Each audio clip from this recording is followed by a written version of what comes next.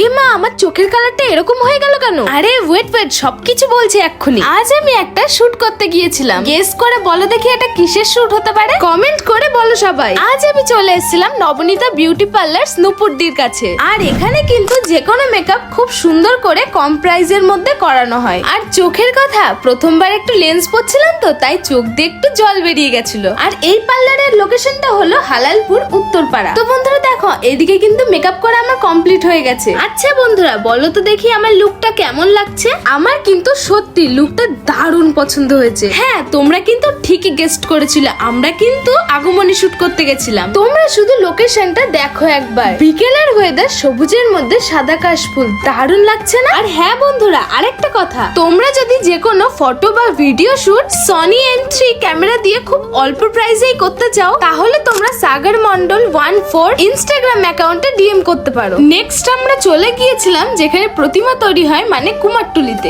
আর হ্যাঁ, তোমরা যদি পুজোর আগে খুব অল্প প্রাইসের মধ্যে মেকআপ করতে চাও, তাহলে স্ক্রিনে দেওয়া নাম্বারে কন্ট্যাক্ট করে নিতে পারো।